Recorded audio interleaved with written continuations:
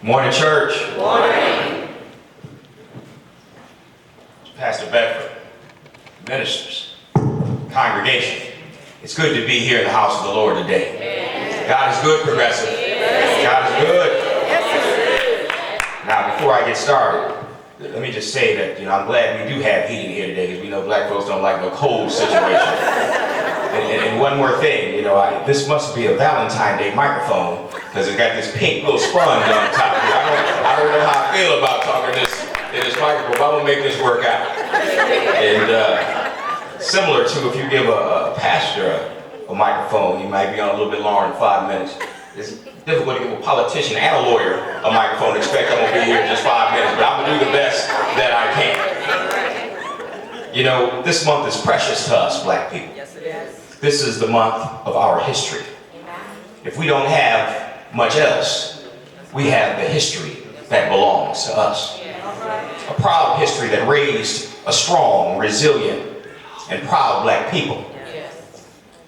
Let me take you back to this very day, February 9th, 50 years ago. February 9th, 1965, the great Dr. Martin Luther King Jr. flew to Washington, D.C. for a meeting with President Lyndon Johnson at the White House. What was the topic?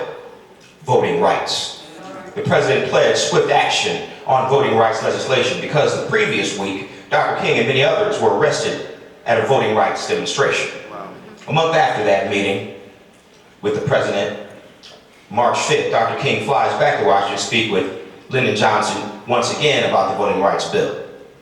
Then King announces that since there had been no movement on the Negroes' voting rights, there would be a massive march from Selma to Montgomery. 2 days later, on March 7, 1965, more than 600 people gathered at Edmund Pettus Bridge with Dr. King, Hosea Williams, and young leaders like Congressman John Lewis. We now know that day would become what was known as Bloody Sunday. It was called Bloody Sunday because Alabama state troopers and other law enforcement met with fierce opposition, billy clubs, tear gas, and vicious dogs, with 16 being hospitalized and at least 50 others seriously injured. Still, the fight continued, and 6 months after that, on August 6th, President Johnson finally signs the Voting Rights Act of 1965 into law. The Voting Rights Act aimed to overcome legal barriers at the state and local level that prevented black people from exercising their right to vote, as guaranteed by the 15th Amendment of the United States Constitution. Now remember, the 15th Amendment to the United States Constitution officially granted black men the right to vote by declaring that the right of citizens of the United States to vote shall not be denied, abridged by the United States or by any state on the account of race, color, or previous condition of servitude. That means slavery. This was ratified and made part of the U.S. Constitution on February 3rd, 1870. All right now. Did you catch that? All right. A law from 1870 took another 95 years to be enacted in order for us to have the right to vote. Almost 100 years it took. Now here we are 150 years later since that 15th Amendment was ratified, and 55 years after the Voting Rights Act, on the verge of another historic year where voting will determine our future. By the time Dr. King and the civil rights leaders had successfully lobbied for the Voting Rights Act of 1965, our people suffered decades of deplorable conditions, destructive tactics, and gruesome deaths. Unlike today, we didn't return from the poll wearing a red, white, and blue "I voted" sticker that we may do now. We returned from the poll with black and blue bruises, broken bones, and bloody bodies, with the likelihood that we still can't get a chance to vote that day. Now, my great-grandfather, Richard Baxter Irvin, was born a slave, one great.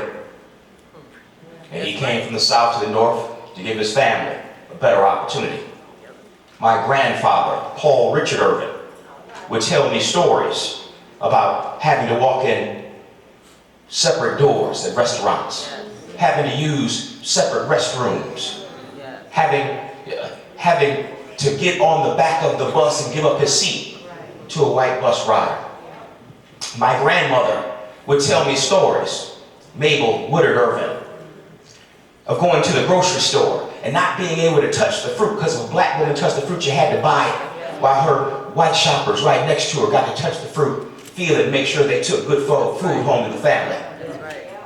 Now, and even through all that, I don't know if my grandfather and grandmother or my slave-born great-grandfather could have ever imagined that our vote, our black vote, would make such a difference in this country that would elect a black man to presidency in 2008 with Barack Obama made history.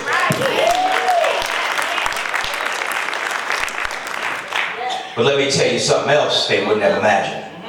They wouldn't have imagined that their grandson would one day rise to the ranks and become the first black man to ever become mayor of the second largest city in the state of Illinois, their hometown, where they couldn't walk into the front door of a restaurant, where they couldn't drink out of the same water fountain, where my grandmother couldn't touch the fruit at a grocery store. You know, I stand here today because of you and for you. And because of all of us who were beaten and killed, names that we know and those we don't know, freedom fighters like the great Reverend Westby, and all those unknown faces that stood up for us, stood up for justice and equality. You know, I only stand here today because 170 more people voted for me than my opponent. Oh, did you hear me? Did you catch that? 170 people. That's what I won by. That's right. 170 people. Your vote matters. It matters locally. It matters throughout the state. It matters throughout this country.